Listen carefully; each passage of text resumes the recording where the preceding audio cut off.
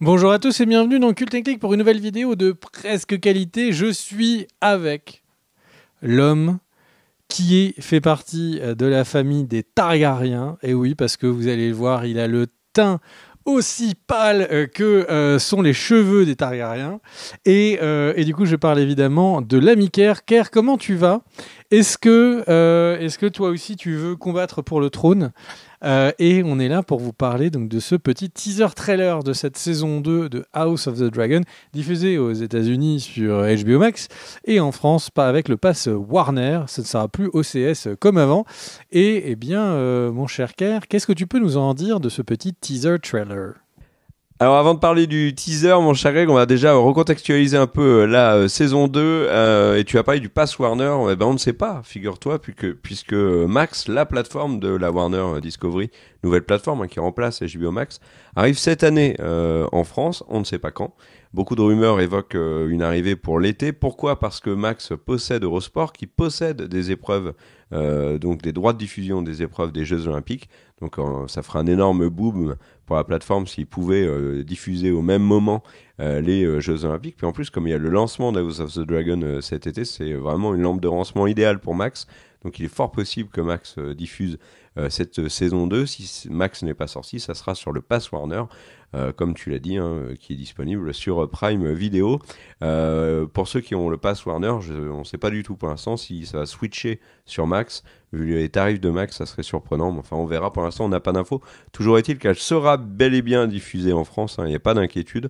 Et ça sera diffusé le jour J sans aucun problème. Alors, au niveau des infos sur cette saison, il y en a plusieurs à vous donner. D'abord, elle est plus courte que la saison 1. Il y avait 10 épisodes dans la saison 1. Il y en a 2. Non, il y en a 8, vous avez eu peur. Il y en a 8 dans la saison 2, donc 2 de moins. Là, pour l'instant, à Hollywood, on est en train de communiquer sur le fait que c'est une des 4-5 séries les plus chères de l'histoire pour cette saison 2, avec plus de 20 millions de dollars par épisode. Donc, il y a du budget. Autre info qui me paraît important de vous donner, c'est que Miguel Sapochnik, qui était le co-showrunner de la série avec Ryan Condal jusqu'à présent, a quitté le projet. Il fait une pause de quelques années, il reviendra peut-être sur la licence Game of Thrones.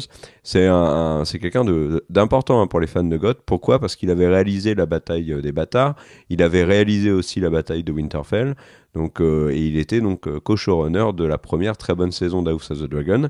Ryan Condal est le seul showrunner de la série. Il sera néanmoins épaulé par Alan Taylor, qui est un habitué de GOT. Il avait réalisé plusieurs épisodes de GOT et il avait réalisé des épisodes d'House of the Dragon. Et il réalisera des épisodes de cette saison 2 de House of the Dragon. Il va réaliser le premier, il va également réaliser le quatrième. Au niveau des réalisateurs, réalisatrices de cette saison, on a des habitués de tournage HBO ou de séries diverses et variées. On a notamment Geeta Patel qui a réalisé 2 épisodes de The Witcher. On a Clark Kilner qui avait déjà réalisé des épisodes de House of the Dragon. Donc des têtes connues, pas de très grands noms à la réalisation. On n'est pas comme Disney qui va aller chercher des personnes plus connues pour réaliser certains épisodes de The Mandalorian, mais de la valeur sûre, on va dire, et des gens qui sont vraiment intégrés au projet. Qu'est-ce qu'on peut rajouter aussi ? Qu'au niveau du casting, alors, il y aura plein de nouvelles têtes. Et une des têtes qui est très importante, c'est Cregan Stark, le Lord de Winterfell, qui est confirmé dans la saison 2 de House of the Dragon, et ainsi que sa sœur Sarah Snow. Donc, petit clin d'œil à Jon Snow. Et sachez que Cregan Stark sera joué par Tom Taylor, qu'on a vu dans The Last Kingdom. Mais dans The Last Kingdom, on l'a vu quand c'était un gamin, puisque c'était lui qui jouait le jeune Uhtred, fils d'Uhtred. Donc voilà, au niveau du casting.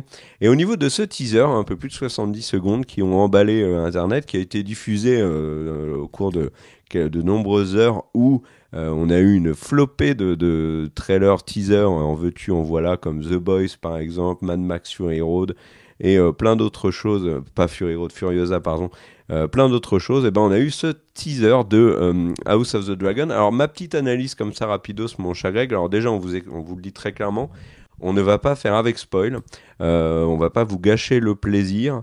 Donc voilà, on va analyser ce que l'on voit par rapport à ce que l'on a vu dans la saison 1. Donc si vous n'avez pas lu les bouquins, ne fuyez pas, il n'y a pas de risque de vous faire spoiler. Il y a un truc quand même que je tiens à souligner, c'est qu'on connaît le nom du premier épisode de cette saison 2, et il s'appelle A Son for a Son, donc un fils pour un fils. Donc ça donne le ton, et le teaser le donne très clairement, mon cher Greg, ce ton. Pourquoi ? Parce que si on regarde bien, il y a très clairement une opposition très nette entre d'un côté les noirs et d'un côté les verts. Tout le trailer est en fait basé sur l'opposition des deux clans. Quoi qu'il se passe, les plans se succèdent et montrent bel et bien une opposition entre les deux clans. Par exemple, quand on voit Aemon sur un dragon, et bien juste après on a un plan de Rhaenyra sur un dragon, etc., etc. Et au niveau des couleurs aussi, c'est très intéressant. On est vraiment dans l'après-mort de Lucaris. Donc, on est le feu qui était massivement présent, par exemple, dans toute la promo de la saison 1. Là, cède la place à un côté très froid, très glacial. Visuellement, les couleurs sont froides pour indiquer donc vraiment que la place omniprésente de la mort, liée donc à la perte de Lucaris, mais aussi de ce qui va arriver, parce qu'on se doute bien que ce qui va arriver va être extrêmement sauvage, brutal, sanglant, dramatique. Donc là, par exemple, dans ce teaser, on a un ciel gris, on a une mer agitée, on a de la neige. D'ailleurs, la présence de la neige qui fait penser, bien évidemment, au Stark et à Winterfell. Il y a peu de feu dans les châteaux, les pièces sont sombres. Enfin voilà. L'ambiance est pesante. Le ton est donné. Il y a un truc aussi, mon cher Greg, c'est que le teaser commence vraiment là où s'était arrêté la saison 1, donc sur la mort de Lucaris. Il y a un autre élément qu'on peut constater. T'as l'air quand même de spoil de ouf, non ? Alors je spoil la saison 1, oui, mais pour ceux qui n'ont pas vu la série, c'est sûr que c'est problématique. On sait pas pourquoi il serait dans cette vidéo, mais c'est sûr que là, on a l'impression que ça fait très spoil. Ouais, mais quelle drôle d'idée, mon cher Greg, de regarder une vidéo d'analyse teaser de la saison 2 si on n'a pas vu la saison 1. Voilà, donc un truc qui est intéressant aussi, c'est qu'on voit deux plans qui se suivent. Donc entre Aegon, roi avec sa couronne, et Rhaenyra, reine avec sa couronne. Donc là, il y a l'opposition très nette des deux rois, ce qu'on a déjà connu dans Goth, notamment avec la guerre des 5 rois. Donc c'est un thème qu'on connaît bien. Et là, on voit que Rhaenyra embrasse, contrainte et forcée, on va dire, la couronne, qui lui a été spoilée, hein, on rappelle, par Aegon et Alicent. Donc voilà, là, il va y avoir une guerre entre les rois, bien sûr. Il va y avoir une histoire de vengeance. D'ailleurs, très tôt, on voit Daemon dans le teaser qui est agacé, qui prend son casque. On voit ensuite plus loin dans le teaser Daemon qui tranche une tête.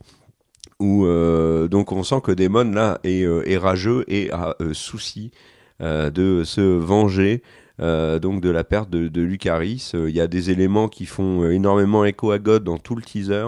Alors là, je parle vraiment de Game of Thrones, hein, pas d'House of the Dragon. Par exemple, on voit une population paniquée qui rappelle celle de Port-Réal avec Daenerys. Donc voilà, il y a plein de petits plans qui sont marquants, qui sont aussi évocateurs de Goth. Il y a un autre, on voit Kristen Cole qui coupe la tête exactement comme le faisait Ned dans la saison 1, dans le premier épisode. Donc voilà, il y a plein de choses. Et puis aussi très présent dans ce teaser, on peut que le constater, ce sont la forte présence des dragons. On voit par exemple Bella Velaryon sur un dragon, on voit le plan probablement le plus marquant de ce teaser. Pardon, qui est donc le plan de Vhagar, donc la mamie Vhagar qui décolle cette dragonne gigantesque qui est absolument énorme. En plus, comme elle est filmée de bas, toute son ampleur n'est que décuplée. Vraiment, on dirait un Boeing au décollage à Charles de Gaulle. Vraiment impressionnant ce Vhagar et toute la puissance qu'il peut y avoir derrière. Il y a aussi un plan de deux dragons qui est très réussi, qui se font face avec donc leurs cavaliers, leurs dragonniers qui sont dessus. On voit Rhaenyra sur son dragon, on voit Aemon aussi. Bref, ils nous avaient promis des dragons dans cette saison 2, on en a déjà eu dans la saison 1 bien évidemment. Dans la saison 2, ils nous l'avaient promis et c'est tout à fait le cas. Je donnerai mon avis sur ce que j'ai ressenti devant le teaser après. Mon cher Greg, toi, est-ce que tu as d'autres trucs qui t'ont marqué et qu'as-tu ressenti devant ce teaser? Est-ce que tu es hypé, comme on dit sur les internets du web quand on est jeune? Je suis effectivement tout chaud, tout feu, tout flamme. Est-ce que tu nous refais cette scène, vraiment, Kerr, tu nous refais cette scène du roi qui part comme ça après avoir essayé de raccommoder un peu sa famille. C'est effectivement, je comprends pourquoi tu refais à l'image. C'était une des scènes les plus fortes de la saison 1. Ouais, désolé. C'est le Covid. Je doute que Viserys ait eu le Covid, mais alors, il y a un truc d'ailleurs, puisque tu en parles. Théorie. Moi, j'étais très très étonné, si tu permets la remarque, de l'absence de Paddy Considine de toutes les récompenses qu'il y a eu autour de House of the Dragon et des différentes séries, Golden Globes, Emmy, et lui a été complètement mis de côté alors que sa prestation dans la saison 1 était absolument bluffante. Alors c'est là où tu vois qu'en fait il faut bien jouer mais pas trop, parce que beaucoup de personnes pensaient qu'il était mort. Il était peut-être dans la vidéo d'hommage du coup pendant la cérémonie. Et le mec, il dit, alors, qu'en as-tu pensé? Oui, écoute, je suis assez d'accord avec tout ce que tu as dit.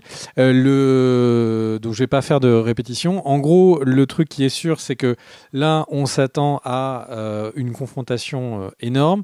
Comme on sait qu'elle est Lannister, comme on sait qu'elle est autour, comme on sait qu'on voit dans l'image un peu de neige, comme tu le disais, ce qui suppose qu'il y a les Stark, on sent que les familles de Westeros vont être embarquées dans cette guerre qui ne va pas que faire affronter la reine Alicente à la reine de Rhaenyra.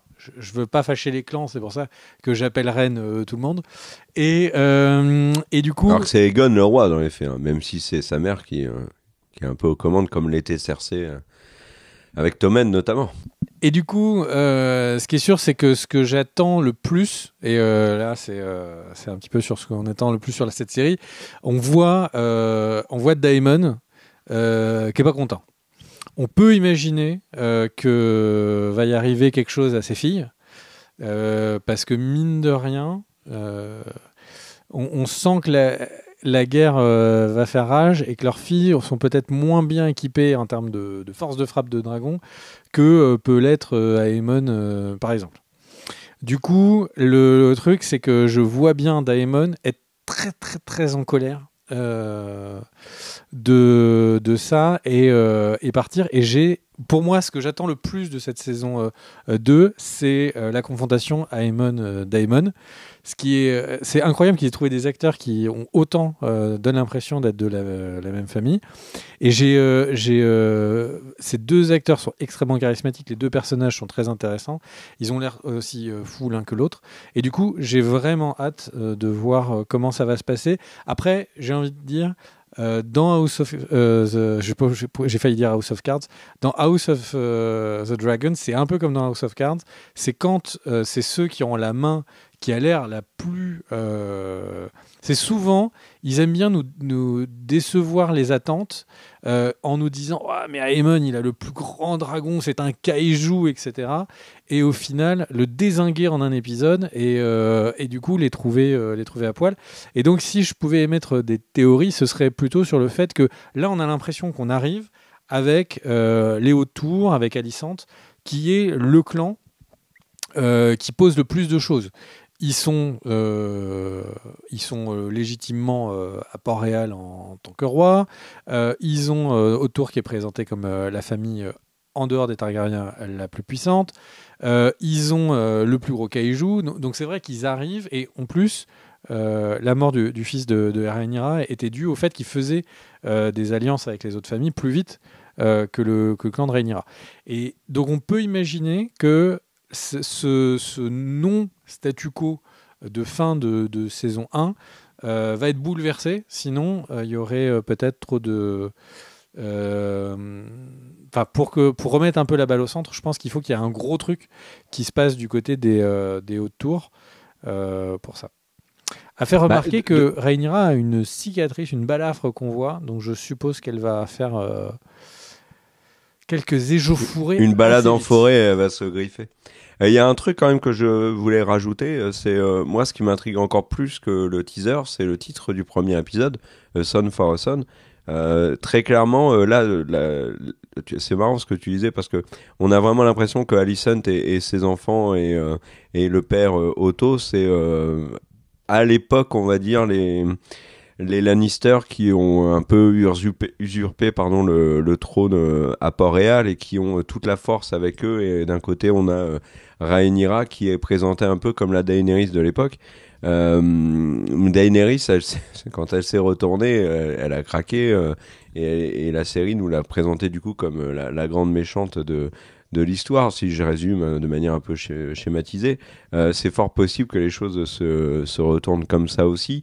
Et ce titre d'épisode, plus le trailer, plus le teaser, plus 2-3 commentaires sans spoil, mais qui sous-entendait qu'on allait morfler dans les tout début de saison 2.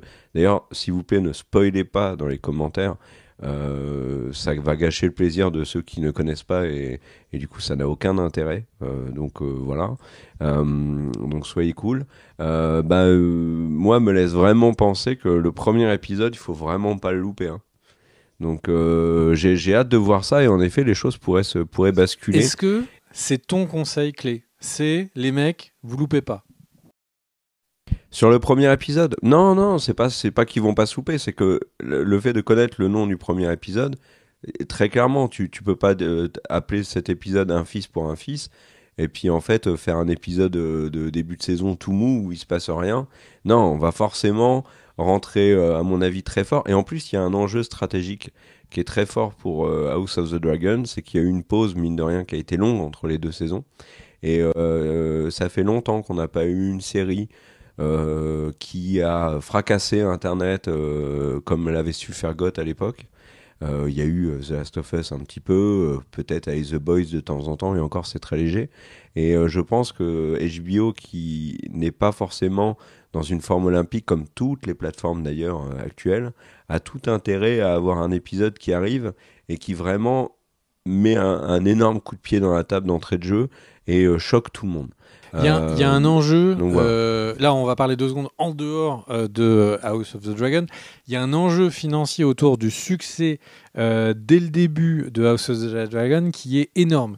C'est-à-dire que là, la plateforme évidemment va essayer de capitaliser pour avoir beaucoup d'abonnements autour de ça, mais au moment où on fait cette vidéo, il y a des rapprochements qui sont en train d'avoir lieu au niveau des différentes plateformes, par notamment les abonnements, l'équivalent des abonnements téléphoniques et Internet aux États-Unis, Verizon. Il y a des abonnements à un prix un peu de discount entre Netflix et HBO Max. Et ces abonnements bundle, on pourrait imaginer que si, du coup, il y a des gros abonnements bundle avec un très gros succès d'House of the Dragon, ça permettrait de booster énormément HBO Max. Donc là, concrètement, on va pas dire que la plateforme HBO Max, c'est la vie ou la mort avec House of the Dragon, mais je pense que je serais pas surpris qu'on apprenne que la moitié de tout ce qui est regardé sur HBO Max le mois de House of the Dragon, c'est House of the Dragon. Donc il y a vraiment un enjeu énorme pour la plateforme. Ce qui est bien, ce qui est rassurant, c'est que la première saison, il y avait des choix scénaristiques forts. Le fait que dès le début, on a des scènes qui sont marquantes, la mort d'enfants, la mort de personnages sympathiques. Enfin, on sent qu'on avait quelque chose où il y avait une liberté au niveau des artistes, au niveau de la liberté créatrice, qui était forte, et ça nous a donné une vraie œuvre, là où c'était moins le cas du côté d'Amazon. Le truc, c'est que est-ce que cette pression énorme sur House of the Dragon va peser ? Est-ce qu'on va avoir un catalogue de scènes de combat, de bataille ? J'espère pas. Alors c'est bien si on a des très belles, des très beaux épisodes de combat. Je pense qu'on va avoir un épisode de la taille, de l'envergure de la bataille des bâtards, puisque là, littéralement, on a 2 armées rangées qui vont s'affronter l'une l'autre. On va avoir les dragons qui vont tourner dans le ciel. Enfin, on a du potentiellement hyper épique, mais j'espère aussi qu'on sera attaché aux personnages, ce qui était la force de la saison 1. Mais rappelons quand même qu'au moment du lancement d'House of the Dragon, et pas forcément d'ailleurs du lancement, de l'annonce d'House of the Dragon, quand a vraiment été expliqué quand avait lieu la série, il y avait beaucoup de gens qui avaient été un peu étonné de ce choix-là, de limiter à cette opposition entre Rhaenyra et Alicent, donc à cette guerre civile entre Targaryens, parce que c'est une période du bouquin qui est donc de Feu et Sang, qui est considérée comme particulièrement sadique. On pouvait être déçu de ne pas avoir, par exemple, en introduction, la conquête de d'Aegon de Westeros. Donc forcément, si on a eu une première saison qui était l'introduction, enfin qui était vraiment les bases de ce qui allait être la guerre entre les deux camps. Là maintenant, on y est. Le côté sadique qui avait été évoqué dans les bouquins au moment de la sortie d'House of the Dragon, on va forcément le voir à l'écran. Donc attendons-nous à voir des choses qui vont être assez pénibles à voir et qui va être vraiment dans l'esprit de Goth, peut-être même pire que ce qu'on a vu dans Goth. Donc voilà mon cher Greg, je te laisse le mot de la fin. Et ben le mot de la fin, c'est que la force soit avec les dragons, bien sûr.